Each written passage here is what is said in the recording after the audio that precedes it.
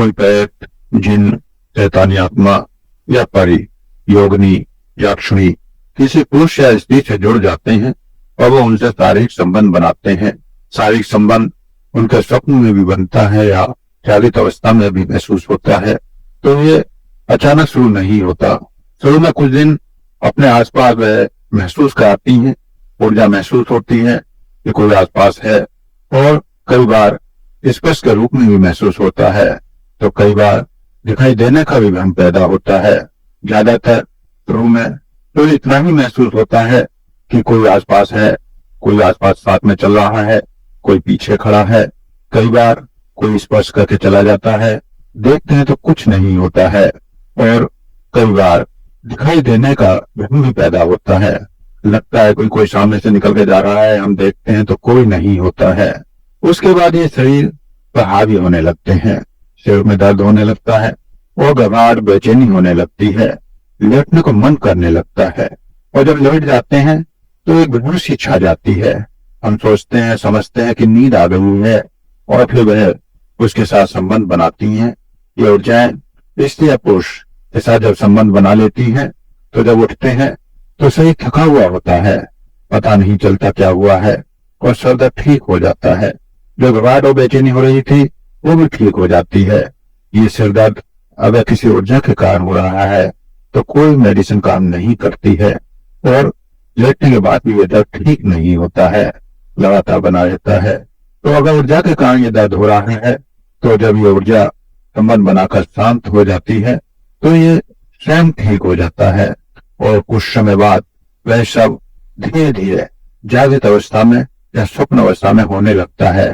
तो जब ये ऊर्जाएं संबंध बनाकर शांत हो जाती हैं तो वो सर दर्द स्वयं ठीक हो जाता है, घबराहट, बेचैनी भी खत्म हो जाती है बिना किसी दवा के, और धीरे धीरे काफी समय तक ये चलता रहता है, और कई बार तो वर्षों तक ये चलता रहता है। अचेतन अवस्था में, बेहोशी की अवस्था में कई बार वर्षों ये संबंध बनाते रहती हैं ऊर्जाएं, और फिर धीरे धीरे ये जागृत अवस्था में भी संबंध बनाने लगती हैं। सब कुछ जागृत अवस्था में होने लगता है या फिर स्वप्न में होने लगता है, क्योंकि अचेतन में जाकर, बेहोशी में जाकर उस ऊर्जा ने आपको कब्जे में कर लिया था, और ये ऊर्जा किसी का भी रूप ले सकती है। इसलिए कभी आपके पति के रूप में, कभी आपके प्रेमी के रूप में, या फिर किसी देवी देवता के रूप में भी आपको आकर्षित कर सकती है। आपके शरीर का प्रयोग करती है।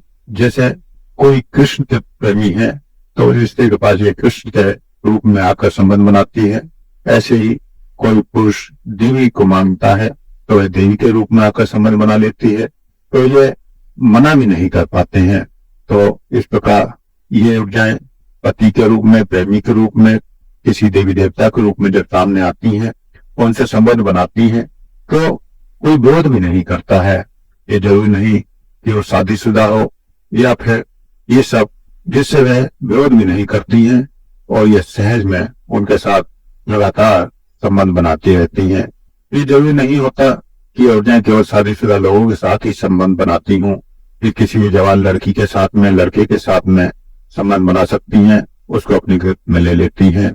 खासतौर पर अगर किसी माँ बाप के साथ में ये ऊर्जाएं जुड़ी हुई हैं तो उनकी लड़की या लड़का उस ऊर्जा से सहज में फंस जाता है।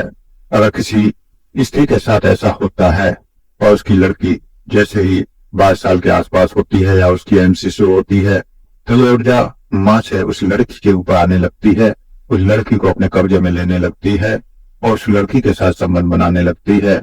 या किसी पुरुष के साथ में है तो वह उसके लड़के को उसकी गिरफ्त में, अपनी गिरफ्त में लेने लगती हैं और उसके साथ संबंध बनाने लगती हैं।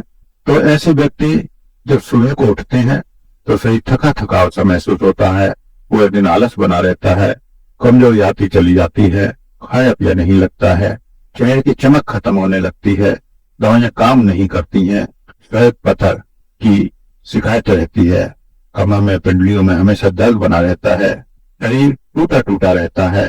और भी ऐसे अनेक बहुत से लक्षण हैं जो इनके संबंध बनाने से पैदा होते हैं।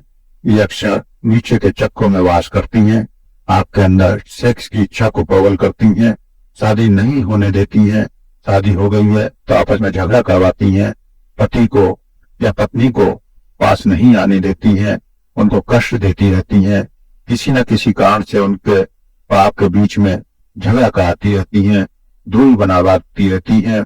जब वो अलग अलग होते हैं तो खुश होते हैं, और जब साथ में होते हैं तो कलह करते हैं, और बिना किसी पार्टनर के शरीर की शारीरिक इच्छाएं पूरी होने लगती हैं। तो ऐसे स्त्री और पुरुष अक्सर बीमार रहा करते हैं।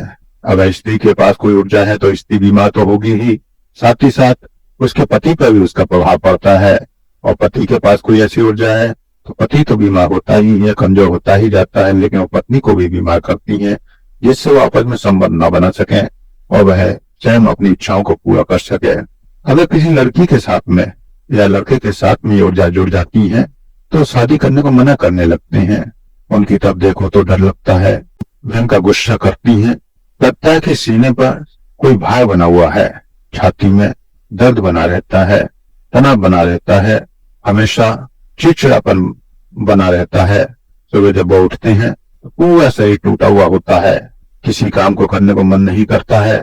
इस प्रकार ये शारीरिक और मानसिक दोनों प्रकार से शरीर का ह्रास करती हैं।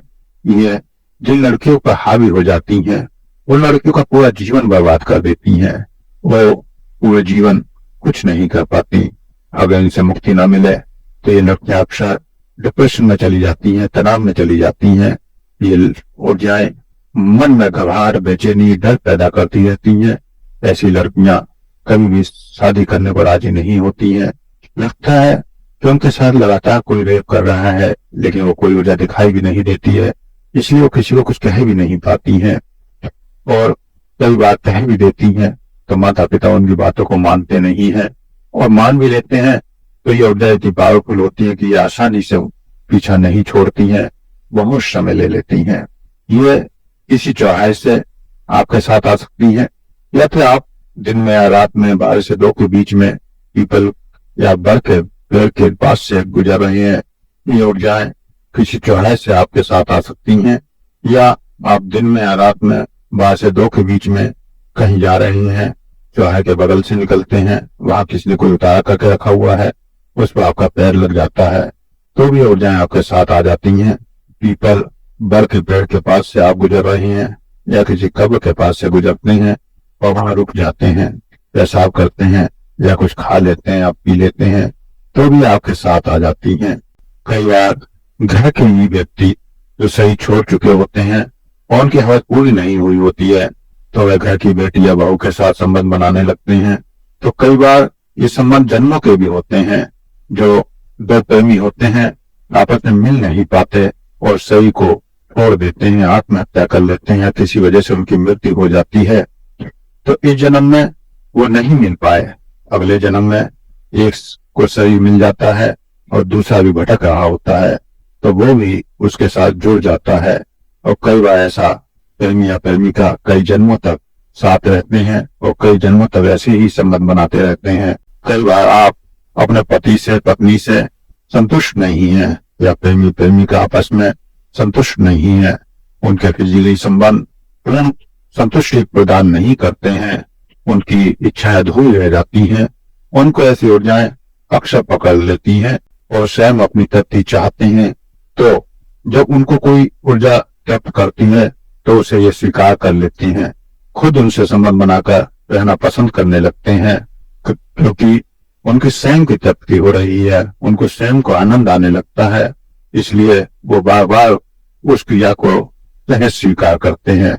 वह सोचते हैं कि खुशी भी कैसे मेरे मन की तो तृप्ति हो ही रही है, तो में आनंद आता है, लेकिन बाद में धीरे धीरे परेशानियां शुरू हो जाती हैं। कई बार किसी तांत्रिक के द्वारा भी भेज दिए जाते हैं घर का नाश करने के लिए, बीमार करने के लिए, तो भी ये आपसे संबंध बनाने लगती हैं। ये घर में बीमारियां शुरू करती हैं, पैसा बीमारियों में जाने लगता है, कई बार एक्सीडेंट करा देती हैं, कई बार मारने तक की कोशिश कर सकती हैं, आत्महत्या भी करवा सकती हैं, मैरिड लाइफ को पूरी तरह से तहस नहस कर देती हैं।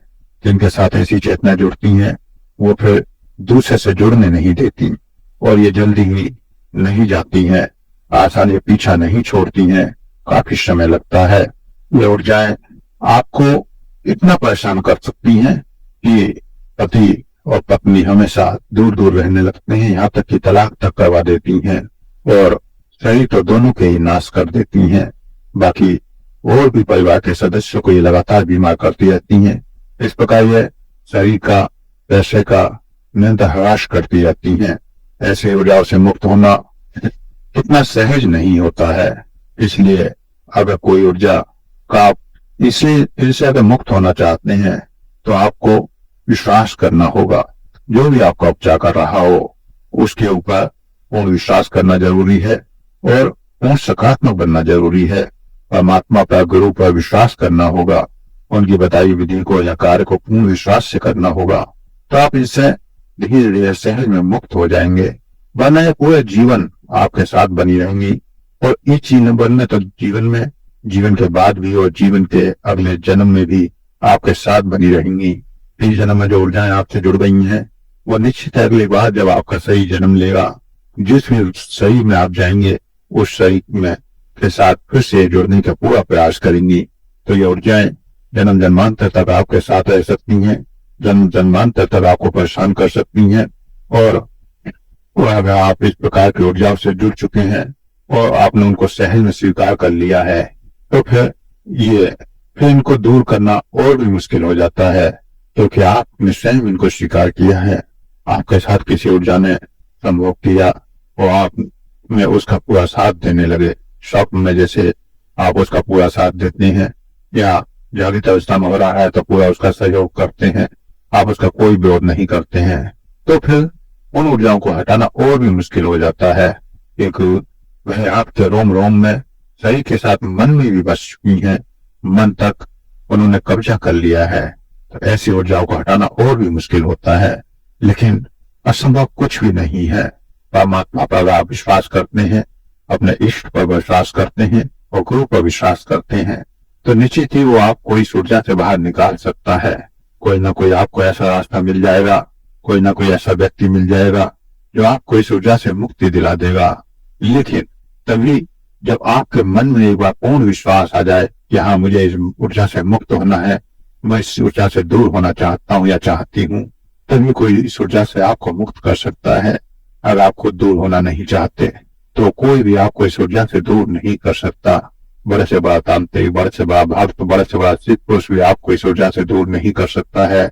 अगर आप इस ऊर्जा से स्वयं दूर होना नहीं चाहते हैं, क्योंकि वह तांत्रिक, वह सिद्ध पुरुष उस ऊर्जा को आपसे दूर कर भी देगा, हटा भी देगा, लेकिन आप जब उसको बार बार याद करेंगे तो फिर वो ऊर्जा आपके पास फिर से आ जाएगी, और उस रूप में ना आई तो किसी और रूप में, और वो स्वयं ना आई तो कोई और आ जाएगा। इसलिए ऐसी ऊर्जाओं से अगर मुक्त होना है तो मन में पूर्णता इनको नकार देना चाहिए, पूर्णता इनसे विरोध प्रकट करना चाहिए। पहली बार ही अगर आपके साथ कुछ ऐसी घटना घट रही है, कुछ महसूस हो रहा है, तो पहली बार ही आप उनको नकार दें, उनको स्वीकार ना करें, तो वो आपसे नहीं जुड़ेंगी। और अगर आपने उन्हें स्वीकार कर लिया तो फिर वो आपसे दूर भी नहीं होंगी। तो इसलिए ऐसी ऊर्जाएं क्योंकि आपके शरीर का, मन का और घर के पैसे का पूरी तरह से विनाश कर रही होती हैं, तो आपको शीघ्र से शीघ्र इनको दूर करने का प्रयास करना चाहिए।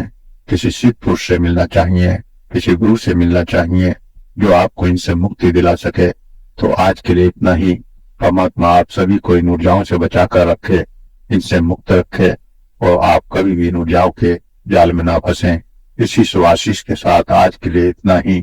सभी को ओम प्रणाम।